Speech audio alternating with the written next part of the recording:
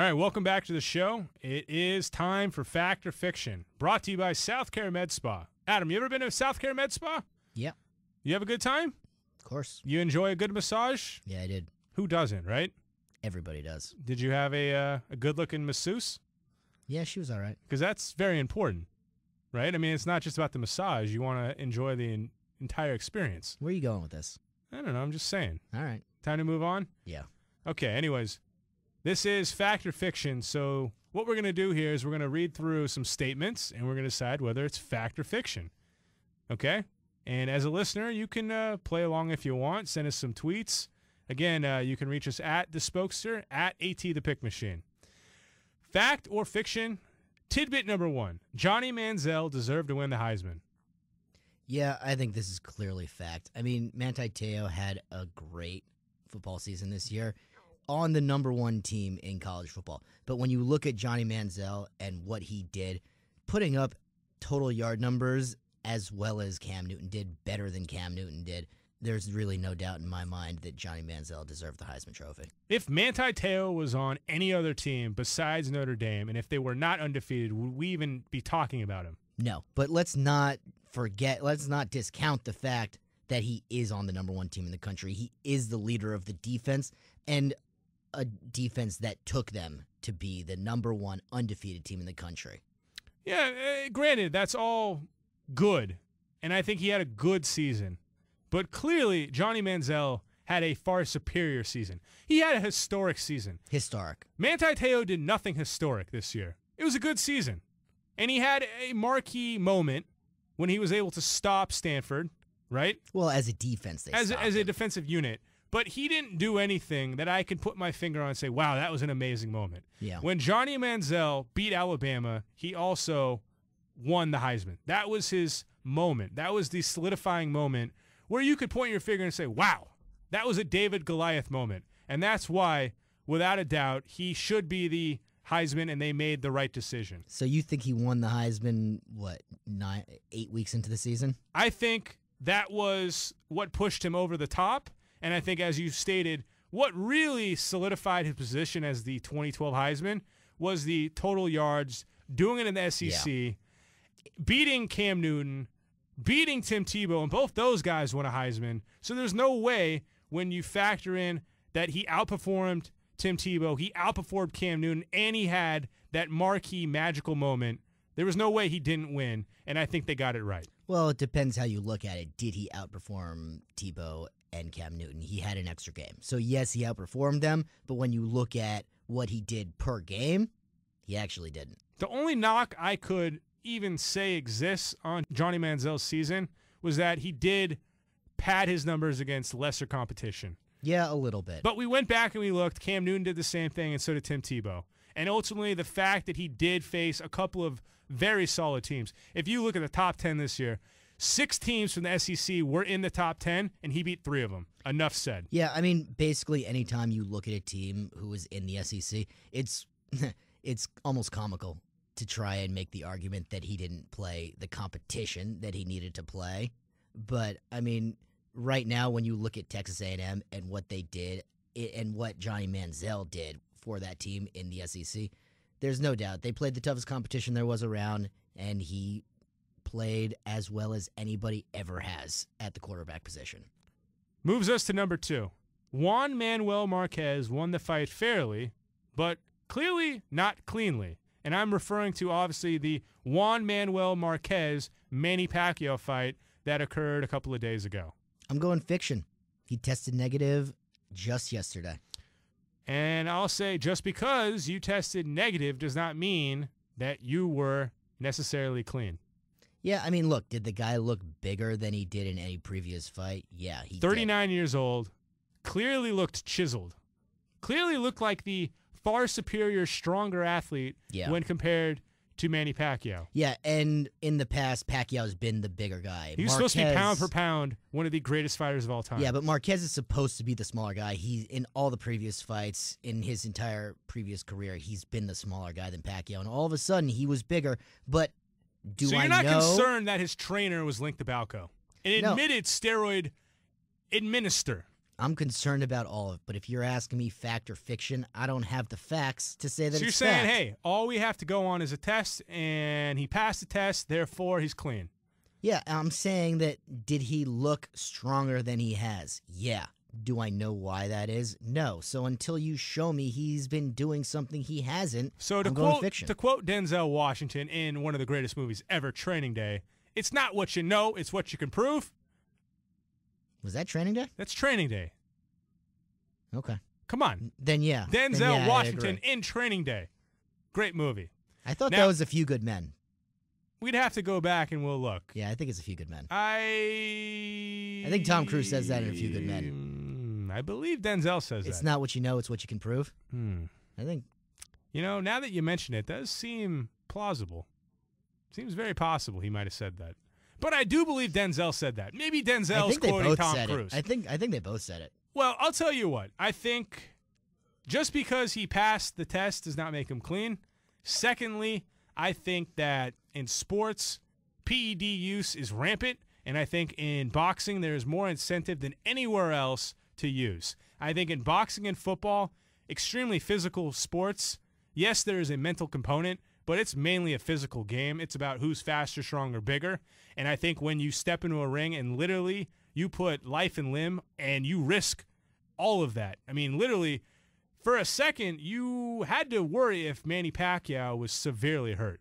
Yeah, for more than a second, more like a minute and a half, Right? I worried whether he was severely So if hurt. you know you're going to step into a ring and literally you're one punch away from demise, from literally dying, wouldn't you do anything in your power to get that advantage over your opponent? Yeah, but I'm not sure that steroids are even an advantage in boxing. I mean, in And I'm some saying situations, PED. I'm not yeah. saying steroids per se. I'm saying PED. Well, when you're talking about Juan Manuel Marquez, though, you're looking at his body. You're saying how his body has changed. You're talking about steroids. Another interesting point I read, he's one of those guys who's dabbled with pretty much anything he can do to get ahead.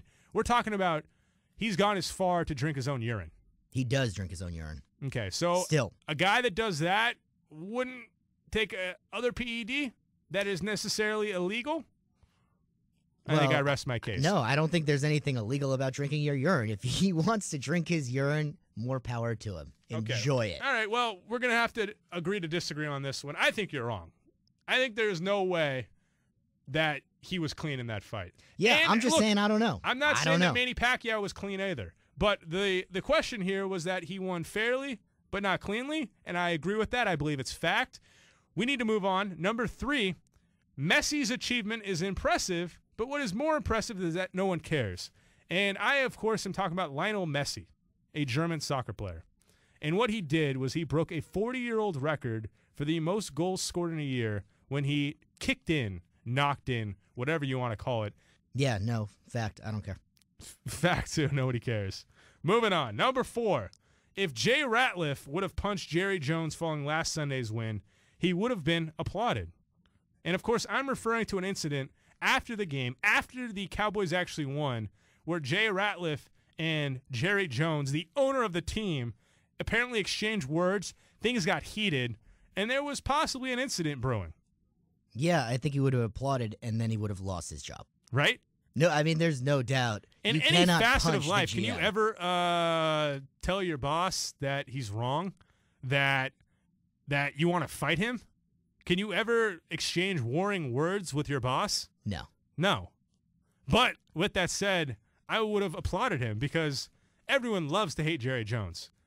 Yeah, I mean, the Dallas Cowboys are in dire straits this year, and let's be real, if we're going to point fingers, Jerry Jones is the first place to start. He controls It all every trickles down, aspect. right? He controls Top every down? aspect of that team, and if they're having problems, the first guy you got to look at is Jerry Jones. And yeah, would they have applauded if Jerry Jones had gotten knocked out? Yeah, they would have, and then they would have lost their defensive tackle. That would have been probably replayed on SportsCenter. I'm going to go over-under 2,500 times that night. That would have been on the ticker. That night? Jay Ratliff knocks out Jerry Jones. It'd be in slow-mo. It'd be in that like, what do they call, what's the Fox? What was Fox using during the postseason? They had that special camera that was at like a ridiculous frame rate. Do you remember what I'm talking about? I remember this. I don't remember what it was Once again, called. we'll have to go to the archives to pull that one up. But it would be in that. I mean, you just see this thing colliding into his old man face. It's just like a giant wave of old man just getting knocked backwards. It'd be beautiful. Literally, I'd give the man a sports Emmy. Now, I don't think it's Jerry Jones's fault that the Cowboys are in the situation they are. I do, but I don't entirely put the blame on Jerry Jones. Well, I think he should shoulder part of it, but I think you have to applaud an owner that's willing to do whatever and actually wants to have a part in the franchise. Now, clearly he wants too much. Mm-hmm. He's not willing to meet anyone in the middle because he's not willing to hire someone that will say no, which obviously any great leader needs to at least be susceptible to burden some of the blame, right? Yeah. But I like that he wants to go out and actually wants to have part of the franchise, wants ownership. Clearly too much, but he's willing to do something to win. Yeah, I don't have a problem with it if they win. My problem is when they're not winning, there's really nobody to point the finger at other than him. Either the personnel on the field are not playing the way they should. We can all agree that Tony Romo is never going to lead that team to a Super Bowl. Yeah. Never. It's never going to happen. Ship has sailed. Yeah. He's good. He's kind of in that elite company with Jay Cutler. He's nice. He'll put up numbers. The man doesn't win anything. Yeah, he's a good quarterback. He's not a Super Bowl quarterback. Jason Garrett, in the 2.5 years he's been a coach, is 500. Right. I mean, and that's what I'm saying is if Jerry Jones is out here putting the talent on the field, he's putting the coaches. Which he does. Right. And he does. And he's putting the coaches on the sidelines. And he backs Tony Romo. If it's their fault, if it's the player's fault, if the coach's fault, it's Jerry Jones's fault. Agreed. All right, number 5. The Lakers are a mess that cannot be rectified. I don't know. Can't be rectified. Strong words, right? Yeah. I'm going to go fact. Can't be rectified. I mean, I'm looking at what they have, and when Steve Nash comes back, is this Laker team really going to be that much better? That they biggest issue for the Lakers this year is defense. Yeah. Right? And Nash is not going to help you there. He's not. If anything, you get worse. Yeah. But again, I think it's too strong because you still have Kobe. He's still putting up points.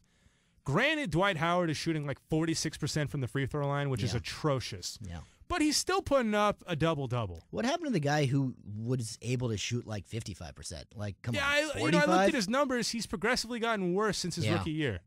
And I'll tell you what, I think one of the most interesting comments out there is that Dwight Howard does not spend enough time refining his skill at the free throw line.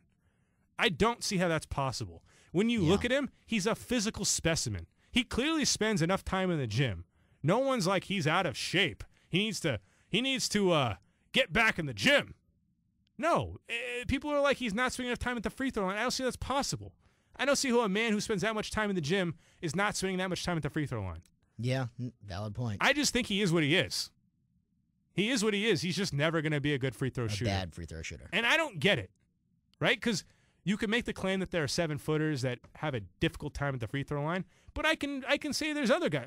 Andrea Bargnani. Yeah. Shoots perfectly fine. Yao Ming. Great free throw shooter. Dirk's great at the free throw line.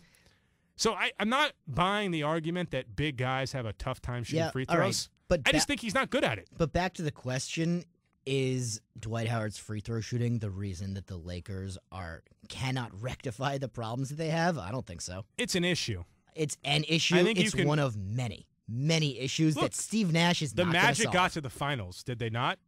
Yeah, they got to the finals. They got to the finals. And was Dwight Howard on that team? Yeah, he was. And did he second free throws? Yeah, he did. All right. So a team can clearly get to the finals. Right. He's yet Especially to prove with that Kobe. He can win anything. Yeah, but you got Kobe. You have Meta, who I'm not in love with. I thought the Trevor Ariza swap was not great at the time. But the point is you have pieces. I think it's too strong to say they cannot be rectified. I feel like when you're looking at a basketball team, we're looking at 5 guys. This is not a baseball team. It's not a 25-man roster. This is not a 52-man football roster. We're talking about 5 guys. You need 8 people. You have some people. I feel like they're in a pretty sticky situation where they clearly do need to add to the mix, and I'm not sure how they're going to do it, but I feel like it can be done. So I'm going to say fiction. It can be rectified. But you agree that Steve Nash alone is not going to make this a championship team? Agreed. Even though, look, the sample size is small. So then he played a game and a half. Yeah, well, how do you propose the Lakers become a championship team if Steve Nash is not enough? I know it's a reach, yeah, but is it possible that there could be a new Jeremy Lin this